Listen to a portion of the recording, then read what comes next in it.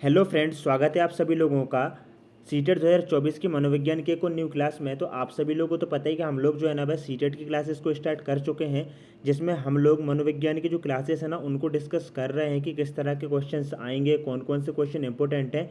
तो आज की जो हमारी क्लास नंबर है ना दोस्तों, वह 4th है। जिन भी बच्चों ने जो लास्ट क्लासेस हैं उनको नहीं देखा है तो आपको डिस्क्रिप्शन में लिंक मिल जाएगा, वहाँ से आप सभी लोग उन सभी क्लासेस को देख सकते हैं। यहाँ पर हम लोगों ने कुछ सिद्धांत भी डिस्कस कर रखे, जैसे कि पियाजे का सिद्धांत हो, थॉर्नडाइक का हो, स्किनर का हो। तो हम लोगों ने जो है ना सभी सिद्धांत को डिस्कस कर रखा है, वाइगोत्स्की वगैरह। तो उन सभी को आप जाकर देख सकते हैं, डिस्क्रिप्शन में लिंक मिल जाएगी। तो चलिए आज की इस क्लास में हम लोग 10 क्वेश्चंस को डिस्कस करेंगे, जो कि आने वाले सीटेट के पॉइंट ऑफ व्यू से काफ़ी ज़्यादा इंपॉर्टेंट है। तो क्लास को बिल्कुल भी स्किप ना कीजिएगा। तो सबसे पहले देखिएगा, क्वेश्चन है जन चेतना उत्पन्न करने हेतु अध्यापक को चाहिए कि जनमानस से बिल्कुल दूर रहे, गलत बात। जन चेतना का मतलब है उनमें जागरूकता पैदा हो पढ़ाई के प्रति, ठीक है ना। बच्चों को जो है ना एटमॉस्फेयर, जिस वातावरण में बच्चे रहते हैं उसी वातावरण में शिक्षा भी प्राप्त हो तो अच्छा रहता है। जन चेतना पर लेख प्रकाशित कर दे, क्या लेख प्रस्तुत कर देगा बच्चों को, मतलब एक लेख प्रस्तुत कर दिया और बांट दिए, क्या इससे काम चल जाएगा? कि बच्चे को मतलब एक अध्यापक को क्या करना चाहिए, जन चेतना जागृत करना समाज में, जन चेतना पर अनेक व्याख्या देकर सामाजिक कार्यों में सक्रिय रहकर। तो ऑप्शन नंबर 4 बिल्कुल करेक्ट हो जाएगा।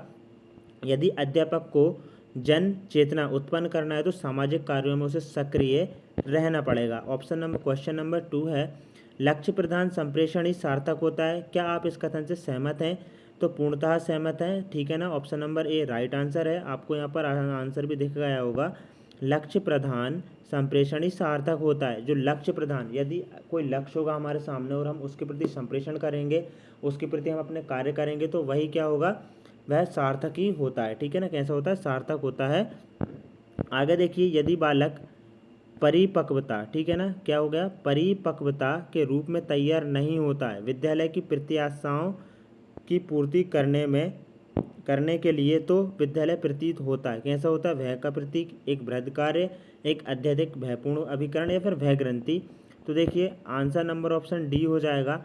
यदि बालक परिपक्वता के रूप में तैयार नहीं होता है तो विद्यालय की प्रत्याशाओं के पूर्ति के लिए विद्यालय कैसे प्रतीत होता है, भय ग्रंथि। तो यहाँ पर ये जो क्वेश्चन है ना, ये थोड़ा अजीब सा क्वेश्चन है, हम यहाँ पर कहेंगे, क्योंकि ये थोड़ा टफ क्वेश्चन है बाकी के क्वेश्चन से, तो इसको आप अच्छे से पढ़ लीजिएगा।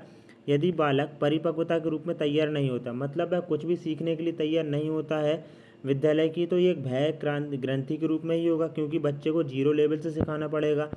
आगे देखिएगा, जैसे जैसे बालक बड़ा होता है उसके आदर्श प्रतिमान चरित्र नायक से प्रतिस्थापित होते जाते हैं। मित्रों एवं रिश्तेदारों से, माता पिता एवं भाई बहनों से, नेता एवं मित्र मंडल से, दूरदर्शन के चरित्र नायकों से। देखिए जैसे जैसे बालक बड़ा होता है उसके आदर्श, मतलब कि उसका आदर्श कौन है, ठीक है। हम भी तो एक किसी को अपना आदर्श मान लेते हैं कि हमको उसी की तरह बनना है, तो माता पिता और भाई बहनों से उसको काफ़ी ज़्यादा मोटिवेशन मिलता है। कौन से परीक्षणों के द्वारा अभ्यर्थियों को अपने उत्तरों को लिखने एवं उनकी जांच करने के लिए न्यून देखिएगा न्यूनतम यंत्रों की आवश्यकता होती है तथा बहुत कम व्यवसाध्य होते हैं।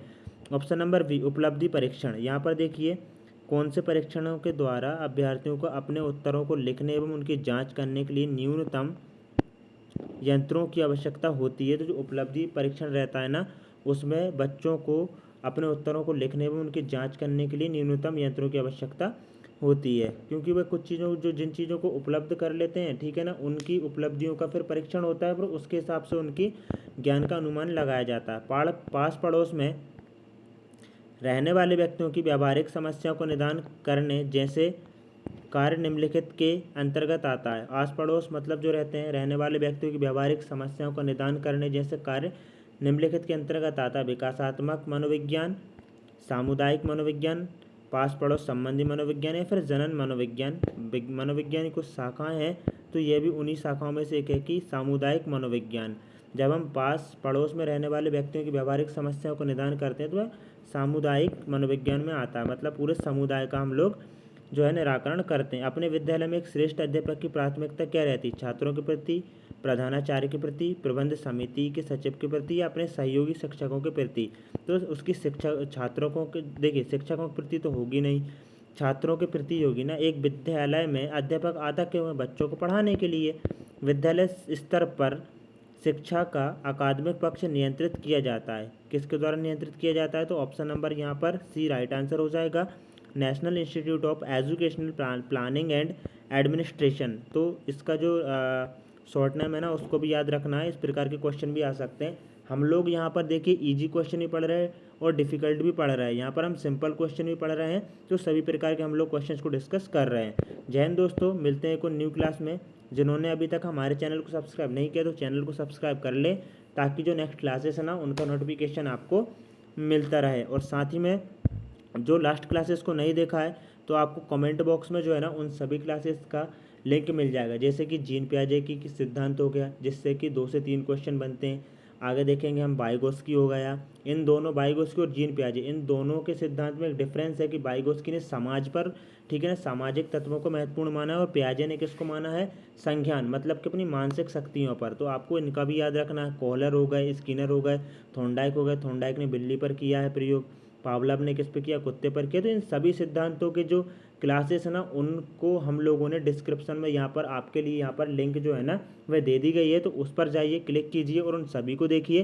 साथ ही में हमारे टेलीग्राम के चैनल से यदि आप नहीं जुड़े तो उससे भी जुड़ जाइए। वहाँ पर आपको जो PDF है ना इन सभी क्लासेस के, वो बिल्कुल फ्री आपको यहाँ पर अवेलेबल हो जाएंगे। तो जय हिंद दोस्तों, जय वंदे मातरम। मिलते हैं एक और न्यू क्लास में।